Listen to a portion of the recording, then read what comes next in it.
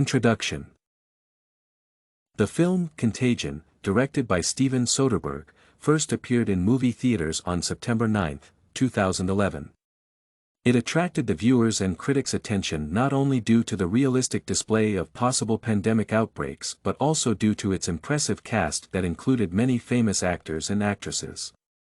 As such, the screen time was shared by multiple principal characters played by Gwyneth Paltrow, Matt Damon, Lawrence Fishburne, Jude Law, Marion Cotillard, Kate Winslet and Jennifer Ely. Additionally, Sanaa Lathan, Bryan Cranston, China Han, and Elliot Gould appeared as supporting actors. Although the film's premiere was over a decade ago, the resemblance of the fiction virus MEV-1 spread to the COVID-19 pandemic has revived public interest in the work since 2020. The plot starts with introducing Patient Zero, Beth Emhoff, played by Gwyneth Paltrow, who is returning to the United States from her business trip to Hong Kong. The new virus is shortly found to be exceedingly contagious and leads to instantaneous death. Thus, such organizations as the Centers for Disease Control and Prevention and World Health Organization start their investigation as soon as the first lethal cases are registered. In particular, the film portrays how various specialists cooperate to determine the zero patient and the clusters of potentially infected people, study the nature of the new virus, isolate exposed people, and develop the vaccine. Additionally, the movie shows that the pandemic requires strong management from the medical society and governmental officials to successfully overcome the crisis. In this regard, the current essay intends to analyze some of the leadership aspects that were covered in the Contagion film. Diversity. Nowadays, good leadership is associated with the decision-maker's ability to recognize and listen to the diversity of opinions. However, in Contagion, Soderbergh argues that in the case of huge social crises, the latter may have both positive and negative impacts on the results and productivity. On the one hand, the movie shows how specialists from various medical facilities and government officials work together to study the virus and develop policies. For instance, when Dr. Ali Hextall could not understand the pathogen structure, she immediately contacted Dr. Sussman to ask for help recognizing the latter's experience and professionalism. On the other hand, diversity can also be dangerous when the source of knowledge does not originate from reliable sources. For example, Alan Crumweed presented his own opinion concerning the virus and how it should be cured, resulting in the spread of wrongful and harmful information among the public. Therefore, the movie shows that although diversity is positively associated with better leadership, it should be handled carefully. Ethics. The story also extensively covers the topic of ethics as part of leadership behavior. In this respect, Dr. Erin Mears's decision to give one's jacket to the patient who was feeling cold although she was sick herself is an example of a strong devotion to professional values. In a similar vein, Lawrence Fishburne decided to refrain from the vaccination so that Roger's son could receive the dose.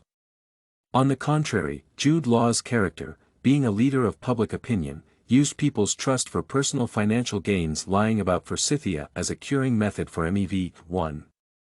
As a consequence, his unethical conduct led to the deaths of many people. Resources management. Resources management by government officials and medical associations is regarded as one of the spheres that were not handled successfully. Indeed, the U.S. leaders could not ensure the sufficient provision of various goods, including medical and food supplies. As for the latter, the inability of people to purchase the products in the stores resulted in a surge in criminality levels. In addition, the available resources were also ill-managed. For example, when Lawrence Fishburne asked Lyle Haggerty to send the plane to evacuate Dr. Mears, the Rear Admiral responded that the transport would be used to carry the sick congressman. Yet, it is arguable that saving the life of one medical expert is more important than the life of a congressman under the current circumstances. However, this and some other examples prove that leaders use their powers and influence primarily for personal benefits rather than for the common interest. Policy. In contrast to resource management, the policy concerning the distribution of vaccines can be called fair and effective. As such, the politicians decided to, firstly, vaccinate all the people whose work is associated with the medical sphere and country management and, secondly, organize a lottery among other citizens for the medicine.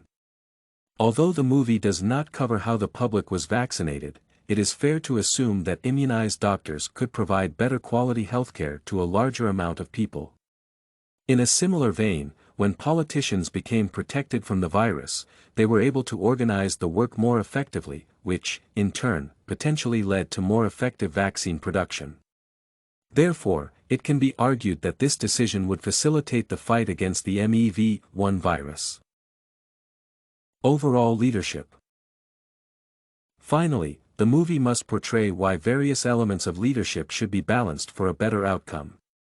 For example, Lawrence Fishburne can generally be considered an effective manager as he was able to organize the work in a manner that allowed reaching fast progress in studying the virus and developing the vaccine. Similarly, Dr. Leonora Orantes, an epidemiologist who works for WHO, could successfully organize the work in China so that she could relatively quickly determine how the virus spread and who was patient zero. Nevertheless, in contrast to effective leadership in the sphere of investigation, public communication management proved to be completely inadequate. Indeed, since CDC, WHO, and United States government officials were slow in constantly spreading the updated information to the citizens, the demand for the knowledge was immediately satisfied by such people as Alan Crumweed.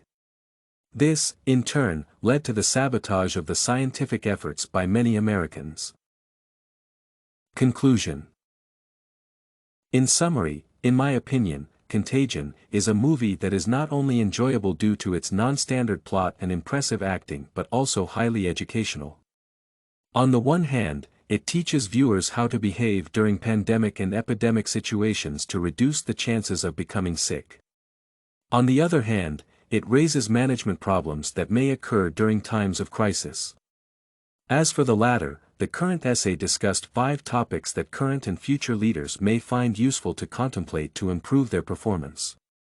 Firstly, the movie shows how recognizing diversity can have both positive and negative impacts on the manager's ability to enforce one's decisions. Secondly, the film could portray how the ethical behavior of leaders differs from unethical conduct. Thirdly, Contagion clearly illustrates the importance of adequate resource management as a prerequisite for any successful work and people organization. Moreover, it was shown how thoughtful and effective policies can facilitate success. Finally, the story reveals the importance of combining all the leading elements for a plausible outcome.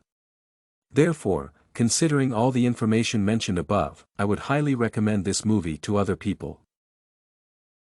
StudyCorgi can help you make your studies smarter. Visit studycorgi.com for more samples like this, study tips, and writing tools.